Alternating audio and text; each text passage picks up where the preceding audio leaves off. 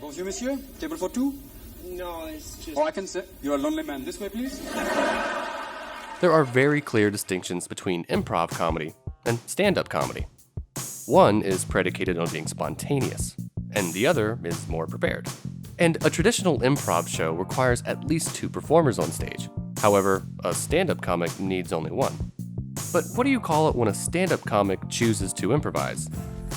Is it still stand-up comedy, or does its spontaneity cause it to qualify as something else? Everything tonight will be made up on the spot. Every character, every word, every sentence.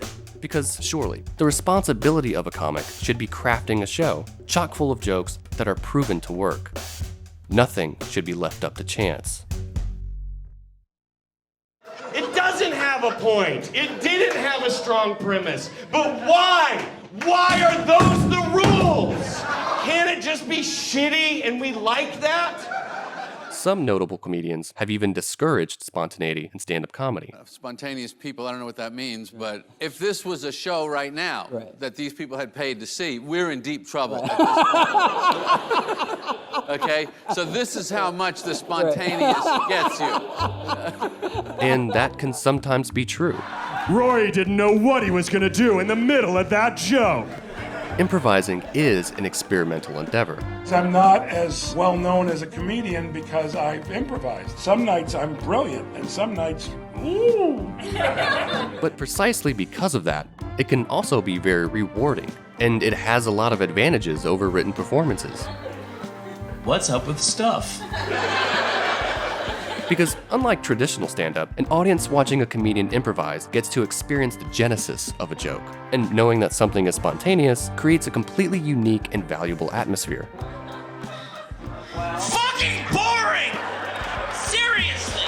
This is a DVD! I need dinosaurs! Thunder! Race wars! Something! It's really inspiring, actually. There's something in the human mind that knows when something's organic. The whole energy in the room changes. People know it. This also explains why so many comics will deliver written material in a much conversational manner. Stand-up, of course, is a more written medium that looks improvised. That's the little illusion we're creating, is that this is all coming off the top of our head on stage. Are you in a band? Yeah. What's your band? Avant Abstract. Avant Abstract? Oh my God. And then, of course, we have crowd work, arguably the most important ingredient in any improvised show. I did my business cards in that font.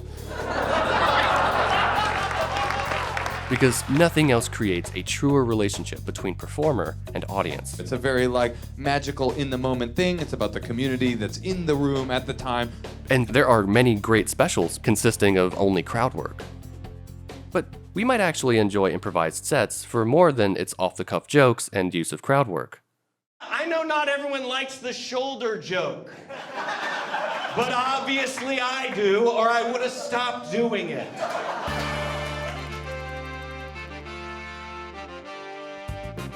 Because when a performer chooses to improvise, they're inclined to be more present. The most important thing is just being present. And so they might acknowledge when something isn't working. You know you suck when the camera guys don't laugh at all. Jeff tells all his goofy adventures of people in bucket. All right. And vulnerability is very humanizing. And of course, being relatable is very much a part of being a good comedian. I just want to go, look, man, this is how I feel. And if I'm true to myself, then you might go, damn, I feel that way. Just as well, the performance will be understood by an audience as being genuine and unpretentious. When you're improvising, whether it's comedy, whether it's pure improv, it's just about being genuine and real and in the moment. Because written sets can be very formal. Bear with me while I plaster on a fake smile and plow through this shit one more time. But improvised sets are inherently informal, and so we get an even truer sense of the comedian's personality. It's all of these different elements together that create and enhance that unique atmosphere. But even given all of its advantages, improvising on stage is still an experimental approach. Yet many comedians embrace the challenge of going on stage without any material. And with that in mind, how should we, the audience, feel about such an experimental performance? Especially when it isn't getting wall-to-wall laughs. This is how much the spontaneous gets you.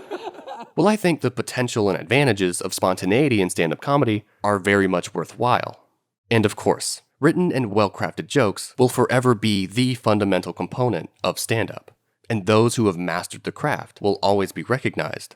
But improv, even in stand-up, shouldn't be dismissed. It feels so great because it's really something that I think is funny. It's not at all something I wrote because I knew that equation would work. There's a reason why so many comedians will liken improv to jazz. Like jazz, that's the way I approach my work. The whole music form of jazz is based on improv. Nobody is ever like complaining that John Coltrane went off the page too much, you know what I mean? Because both writing a performance and improvising one requires skill. And countless comedians will do a bit of both. So no, it's good. I don't have any material. That stuff's for pussies. I wouldn't say that constructing jokes on stage indicates a better comedian, but I also wouldn't say that it makes them less of one either, even when it isn't working. Lots of mistakes will be in the show, I promise you. Because at least it isn't pretentious. And I like that. Thank you so much for watching and for supporting comedy. Feel free to subscribe if you enjoy these kinds of discussions, and if you like them enough and wish to help grow the channel, you can choose to support me on Patreon. And last but not least, be sure to support local stand-up comedy and stay well.